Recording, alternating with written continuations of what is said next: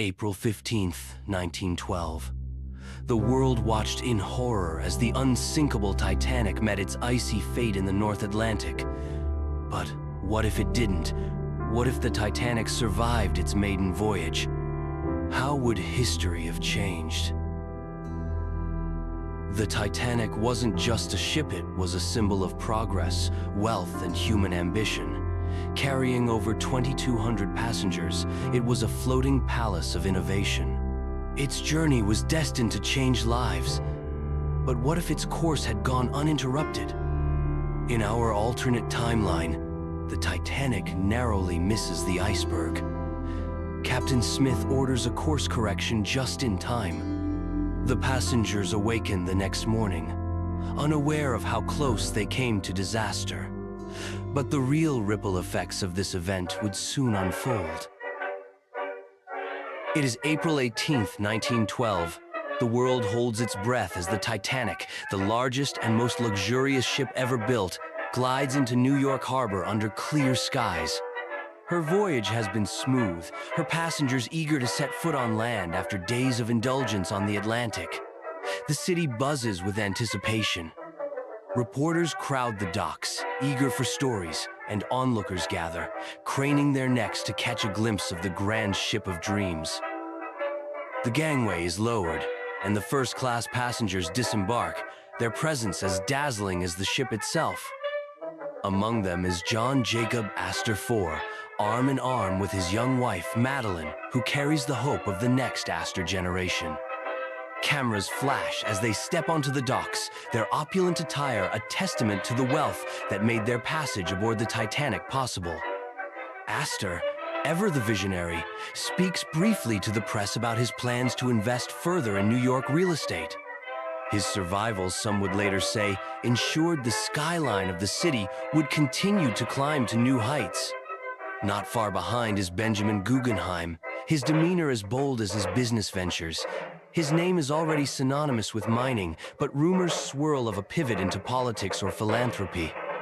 Guggenheim grins, waving off reporters with a promise, "You'll hear more from me soon."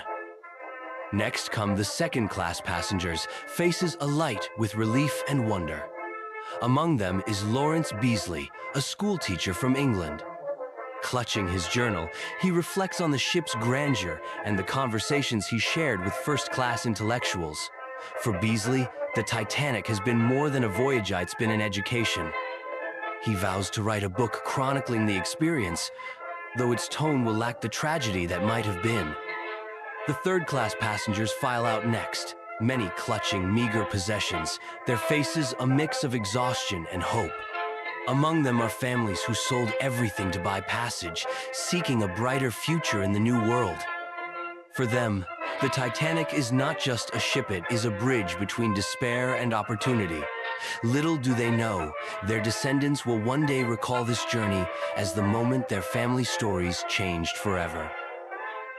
Still aboard the ship, Thomas Andrews, the man behind the Titanic's design, reflects on its triumph. His face betrays pride and relief. The journey has not been without challenges, but the ship has proven its worth. As reporters ask him about the Titanic's revolutionary watertight compartments, Andrews humbly deflects the praise to his crew and colleagues. Isidore and Ida Strauss, co-owners of Macy's, are welcomed by associates and friends. Their hands remain intertwined, as they had been for much of the voyage. Reporters clamor to ask Isidore about his plans for Macy's expansion, but it is Ida's presence that captivates the crowd, a beacon of elegance and strength. Finally, the Titanic's band disembarks to a round of applause from passengers and crew alike. Wallace Hartley, their leader, carries his violin with care. The melodies played on the ship have already become the stuff of legend. Hartley is approached by an American concert promoter who suggests a tour. Smiling, Hartley replies, "Perhaps, but for now, I need to hear what the New World sounds like." As the last passengers step off the Titanic, the city hums with excitement. The ship's safe arrival cements her reputation as an engineering marvel. Yet, beneath the celebration is a whisper of what could have been a near miss with an iceberg on the fourth night of the voyage. The Titanic's arrival heralds a new era of travel and luxury. And those who disembark leave not only their footprints on New York soil, but their marks on history.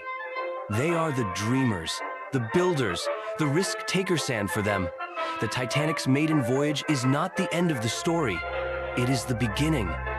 And so, the Titanic completes its journey, its passengers stepping onto new shores with lives forever changed. But what impact would these survivors, spared from disaster, have on the world?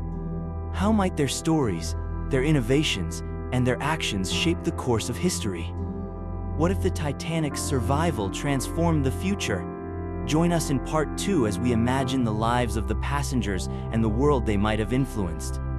If you enjoyed this video, don't forget to like, share, and subscribe for more alternate history stories. Part 2 is coming soon.